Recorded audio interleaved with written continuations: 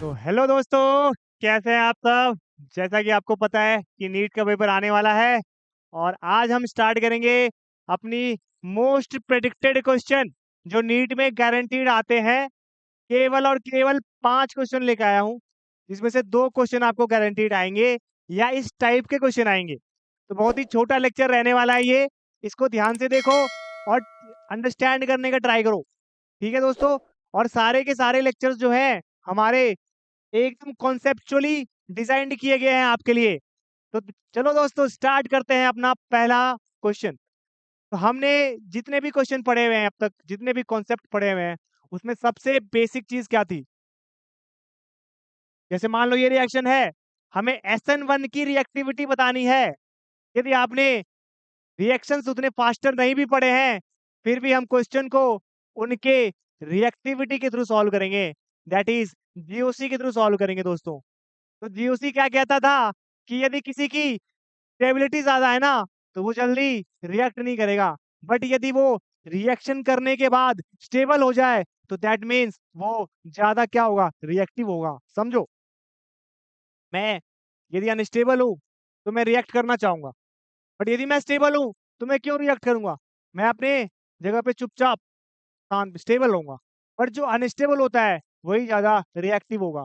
तो यहाँ पर आपको क्या चेक करना है कि कौन सा कंपाउंड ज्यादा स्टेबल अनस्टेबल है, और रिएक्शन के बाद कौन से कंपाउंड की स्टेबिलिटी इंक्रीज हो रही है। बस इतना ध्यान रखो दोस्तों, क्वेश्चन आसान है। तो क्या कह रहा है ये क्वेश्चन, ध्यान से देखो।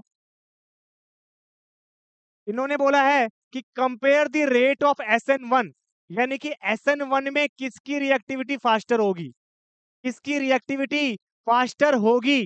दैट मीन्स कि हमें ये जनरेट करना है कि कौन सा कंपाउंड ज्यादा स्टेबल हो रहा है, तभी तो रिएक्टिविटी फास्टर होगी ना। जरूर क्वेश्चन इससे गारंटीड पूछेगा दोस्तों। डिजाइन किया गया सेल्फ मेड है ये, ध्यान से देखना। तो देखो, यदि ये रिएक्टिव है तो क्या करेगा, यहाँ पर Cl बाहर जाएगा और यहाँ पर पॉजिटिव चार्ज जनरेट होगा नहीं दोस्तों? बिल्कुल होगा। और इसके केस में Cl बाहर जाने के बाद बेंजीन रिंग के ऊपर पॉजिटिव चार्ज आएगा नहीं दोस्तों? और इसके केस में CH2 के ऊपर पॉजिटिव चार्ज आएगा, और इसके केस में यहाँ पॉजिटिव चार्ज आएगा। अब आप मेरे को एक बात बताओ, कौन सा कंपाउंड ज्यादा स्टेबल है? तो क्या ये बात आपको समझ में आ रही है कि कभी भी डबल बॉन्ड के ऊपर, याद रखना ये कॉन्सेप्ट दोस्तों, कभी भी ना डबल बॉन्ड के ऊपर, डबल बॉन्ड के ऊपर कभी भी नेगेटिव नहीं आ सकता, पॉजिटिव नहीं आ सकता, और लोन पेयर नहीं आ सकता दोस्तों। समझ में आया? डबल बॉन्ड के ऊपर कभी भी नेगेटिव नहीं आ सकता, पॉजिटिव नहीं आ सकता, और लोन पेयर नहीं आ सकता। वो परपेंडिकुलर हो जाता है दोस्तों। क्या हो जाता है? Perpendicular. That means highly unstable है ये क्या है दोस्तों? हाईली अनस्टेबल कंपाउंड है, हाईली अनस्टेबल है। तो परपेंडिकुलर है, हाईली अनस्टेबल है। तो याद रखना, तो इसका मतलब क्या है कि ये जो अपना बी है, बी में बेंजीन रिंग के ऊपर ही पॉजिटिव चार्ज आ रहा है, हाईली अनस्टेबल है। तो बी तो सबसे घटिया कंपाउंड हो जाएगा दोस्तों। होगा नहीं होगा? तो बी सबसे घटिया मुझे लग रहा है, क्योंकि बेंजीन रिंग ही तो जा रही है इसके अंदर। ठीक है, तो सबसे बेकार कौन सा होगा दोस्तों? बी होगा। उसके बाद इनमें सबसे ज्यादा रेजोनेंस किसमें हो रही है दोस्तों? सी में हो रही है। तो सी सबसे अच्छा हो गया। देन उसके बाद सबसे अच्छा कंपाउंड कौन सा है? देखो ध्यान से, डी। डी में तो रेजोनेंस हो रही है, बट ये पॉजिटिव चार्ज को स्टेबल नहीं कर पा रहा ना। समझ में आया? तो सी के बाद हम लिखेंगे ए को, देन डी को, देन बी को। तो आंसर क्या होगा? सी ए डी बी। समझ में आया? ये थोड़ा सा कंफ्यूजन होगा बच्चों को, सी ए डी बी। तो आंसर देखो, क्वेश्चन बहुत आसान पूछे जाते हैं, आपको बस ये दिमाग रखना है कि कहाँ से क्वेश्चन पूछे गए हैं और कॉन्सेप्ट क्या यूज हुआ है। तो सी ए डी बी अभी आपको समझाया, कहाँ से आया? रिएक्टिविटी को आपको देखनी पड़ेगी। तो आंसर क्या होगा दोस्तों? First one. समझ में आया? कितना आसान है, केवल आपको स्टेबिलिटी चेक करनी है, आंसर आ जाएगा। Compare the rate of dehydration, हमें डिहाइड्रेशन की रेट बतानी है, डिहाइड्रेशन की रेट बतानी है। तो दैट मीन्स हम क्या करेंगे, इन जनरल डिहाइड्रेशन वाले रिएक्शंस के अंदर क्या होता था दोस्तों, याद है आपको, थोड़ा बहुत तो याद होगा। तो क्या होता था कि मेरे पास ये OH है और इसमें यदि मैंने कॉन्क H2SO4 मिला दिया तो ये क्या करता था, यहाँ पर पहले पॉजिटिव जनरेट होता था और वापस से फिर ये वाला हाइड्रोजन हमारा HSO4 माइनस के साथ रिएक्शन करके रेजोनेंस हो जाती थी। ठीक है, तो दैट मीन्स ये कार्बोकेटायन जितना स्टेबल होगा उतना ज्यादा OH रिएक्टिव होगा, जल्दी रिएक्ट करना चाहेगा, क्योंकि उसे स्टेबल कार्बोकेटायन फॉर्म करना है दोस्तों। स्टेबल कार्बोकेटायन के लिए OH क्या करेगा, जल्दी लीव करना चाहेगा। तो ध्यान से देखना, आपको क्या करना है, बस कार्बोकेटायन जनरेट करना है और ये देखना है किसकी स्टेबिलिटी ज्यादा हो रही है, कौन से कार्बोकेटायन की स्टेबिलिटी ज्यादा है दोस्तों। तो यहाँ पर कार्बोकेटायन क्या जनरेट होगा, यहाँ पॉजिटिव आएगा, इधर यहाँ पे पॉजिटिव आएगा, इधर यहाँ पे पॉजिटिव आएगा और ये यहाँ पर पॉजिटिव आएगा। याद करो दोस्तों, मैंने आपको सिखाया हुआ है कि डबल बॉन्ड पे कभी भी पॉजिटिव नेगेटिव लोन पेयर नहीं आ सकता। यहाँ डबल बॉन्ड पे आ रहा है, दिस इज हाईली अनस्टेबल, ये तो होगा ही नहीं। ठीक है, तो सबसे लास्ट तो डी हो जाएगा। उसके बाद इसको देखो ध्यान से, इसके पास अब जब भी आपको स्टेबिलिटी चेक करनी हो ना, आप नंबर ऑफ अल्फा हाइड्रोजन को गिनो, यदि पॉजिटिव चार्ज की स्टेबिलिटी है तो यहाँ पर कितने अल्फा हैं, इधर 2 हो गए, इधर 2 हो गए, इधर 3 हो गए, 7 अल्फा हो जाएंगे। इधर कितने अल्फा है दोस्तों, एक ही अल्फा है ना, और इधर कितने अल्फा हैं, 4 अल्फा है। तो सबसे ज्यादा स्टेबल कौन होगा, सी, देन ए, देन बी, देन डी। ठीक है, आंसर इज सेकंड वन। आसान था, केवल आपको क्या करना है, स्टेबिलिटी चेक करनी है, किसकी स्टेबिलिटी फास्टर है। और स्टेबिलिटी कैसे चेक करोगे, कार्बोकेटायन बनाओ और चेक करो कि क्या वो रेजोनेंस कर रहा है, क्या वो हाइपर कंजुगेशन कर रहा है, क्या वो इंडक्टिव इफेक्ट दे रहा है। ठीक है, याद रखना ये चीज, एरोमेटिसिटी दे रहा है।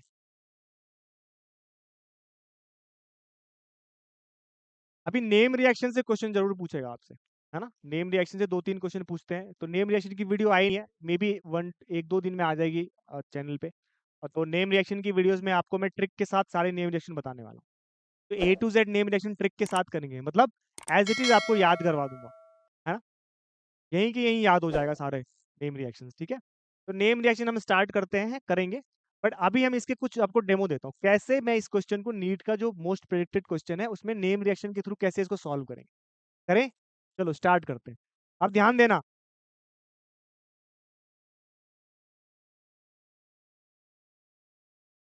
ध्यान दो, मेरे पास क्या हो रहा है, ये अल्काइल हैलाइड है और ये मेरा रिएजेंट है, और यहाँ पर Cl की जगह पे I रिप्लेस हो रहा है। रिएक्शन तो सेम ही है, दैट इज ये प्लस ये माइनस, ये प्लस ये माइनस, इसका प्लस इसके माइनस के साथ, इसका माइनस इसके प्लस के साथ, दैट इज इसकी टोपी उसके सर वाला रिएक्शन है ना। अब देखो, इसको याद कैसे करोगे सर, तो देखो इसका आंसर होगा फिंकेस्टीन, सबसे पहली बात तो ये। अब इसको याद करने का तरीका क्या है, मैंने आपको बताया हुआ है, नेम रिएक्शन वाली वीडियो में मिल जाएगी आपको, बट फिर भी आपको एक बता देता हूँ कैसे याद करना है। तो याद देखो, फिंकेस्टीन नाम है, जब फिंकेस्टीन नाम है, अब देखना इसको कैसे याद करते हैं। नाम क्या है दोस्तों, फिंकेस्टीन रिएक्शन। तो फिंकेस्टीन रिएक्शन के अंदर हमें क्या आता है, कैसे याद करेंगे, तो फिंकेस्टीन रिएक्शन के अंदर केस आता है दोस्तों, क्या आता है, केस आता है, यदि आप पढ़ोगे तो। और केस मतलब बाल, और बाल कहाँ कटवाते हो, नाई के पास कटवाते हो। और नाई क्या होता है, एयर कंडीशन होता ही नहीं होता। तो जब भी आपको फिंकेस्टीन दिखे, आप क्या लगा देना, NaI लगा देना, NaI। समझ में आया, तो यानी कि NaI कहीं भी दिखेगा तो कौन सी रिएक्शन होगी, आंख बंद करके फिंकेस्टीन रिएक्शन होगी। क्या याद हो जाएगा आज के बाद, ये कभी नहीं भूलोगे, है ना। छोटा सा ट्रिक है, कितना आसान था, फिंकेस्टीन दिखे, केस दिखे, नाई लगाओ, आंसर मिल गया आपको। ठीक है, समझ में आ गया दोस्तों। तो देखो कि रिएक्शन को याद करने का भी ट्रिक होता है, जैसे ये रिएक्शन। अब मुझे ये बताना है ये कौन सी reaction, name the following reaction. क्या ये फिंकेस्टीन है, क्या ये स्वॉर्ड्स है, क्या ये क्यूमीन का रिएक्शन है या नॉन ऑफ दिस? तो देखो, इसको भी याद करने का तरीका है। कैसे याद करोगे? सबसे पहली चीज यहाँ पे ये पॉजिटिव है, ये निगेटिव है, ये पॉजिटिव है, ये निगेटिव है, तो इसका पॉजिटिव इसके निगेटिव के साथ रिएक्शन करेगा। सिंपल है ना? यानी कि हेलोजन एक्सचेंज की रिएक्शन हो रही है अल्काइल हाइड वाले चैप्टर के अंदर। अब ये रिएक्शन है कौन सी? कैसे याद करेंगे सर? इस रिएक्शंस को देख के हम कैसे समझेंगे कि ये फिंकेस्टीन है या स्वार्ट्ज है या क्यूमीन है या कोल्बे है या रिवर्टीमन है? तो देखो दोस्तों, कितना आसान है। अब एक बात बताओ, इसका नाम है स्वार्ट्ज। नाम क्या है? स्वार्ट्ज। तो देखो, अब मैं आपको एकदम विजुअलाइज करवा देता हूँ एक एक चीज। तो एक बात बताओ, आप सबने केजीएफ मूवी देखी होगी, है ना? सबने देखी होगी, मोस्ट ऑफ द बच्चों ने देखी होगी ना। बहुत चला था रॉकी भाई, रॉकी भाई। तो केजीएफ मूवी में क्या था? केजीएफ में वो स्वॉर्ड से फाइट करता था, तलवार से, तलवार से। तो जैसे केजीएफ मूवी थी, वैसे ही एजीएफ मूवी है। केजीएफ का पार्ट 3 आ रहा है जिसका नाम है एजीएफ, और उसमें किससे फाइट हो रही है? स्वॉर्ड से, तलवार से। तो स्वॉर्ड रिएक्शन में एजीएफ आएगा। जब भी आपको एजीएफ दिखे, स्वॉर्ड रिएक्शन मार देना। कितना आसान है, आज के बाद नहीं भूलोगे। केजीएफ मूवी जब भी देखोगे, आपको एजीएफ की याद आएगी, आपको स्वॉर्ड रिएक्शन की याद आ जाएगी। कितना आसान था दोस्तों।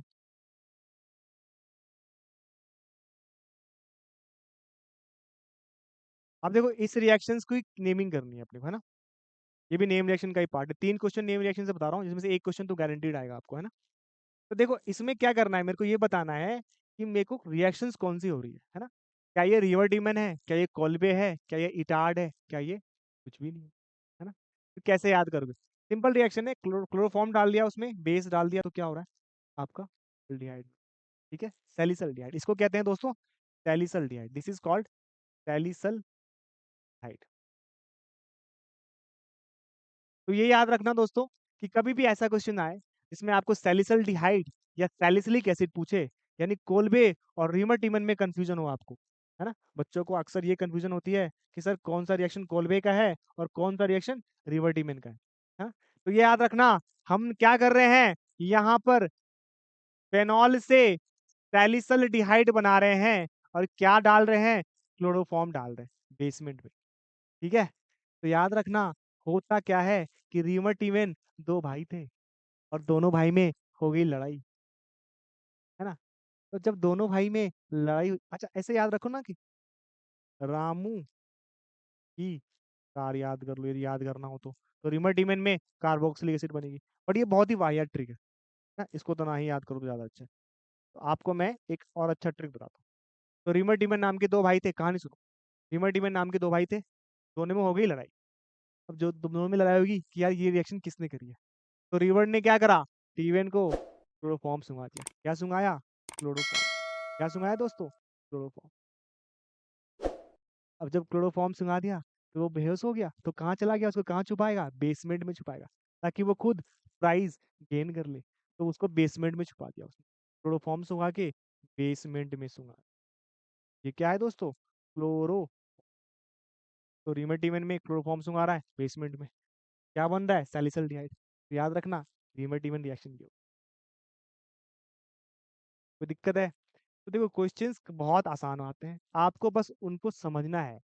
कई बार क्या होता है, हम नेम रिएक्शन के अंदर कंफ्यूज करते हैं, नहीं करना दोस्तों। एकदम याद करो कि सर ने क्या सिखाया था, उसको दिमाग में चलना है। मैं हर एक रिएक्शन की ट्रिक के साथ आपको समझाता हूँ। नेक्स्ट वीडियो ही अपनी वो होने वाली है, तो हम स्टार्ट करेंगे उसमें नेम रिएक्शंस के बारे में। अभी के लिए दोस्तों ये जान लो कि नीट के पेपर में आप काम एंड कंपोजर हमेशा बना के रखना। कई बार क्या होता है, हम प्रेशर में आके बहुत सारी ऐसी गलतियां कर देते हैं जो नहीं करनी चाहिए, नहीं करनी है उन गलतियों को, है ना? बस यही ध्यान रखो कि आपने पूरे साल पढ़ाई की है, तो लास्ट मोमेंट में एकदम जज्बा मेंटेन करो अपना, और ये करो कि नहीं, होगा ही होगा। मैंने इतने साल पढ़ाई की है, मेरा क्यों नहीं होगा? ठीक है दोस्तों, ऑल द बेस्ट, और अपना बेस्ट देके जाना। Thank you.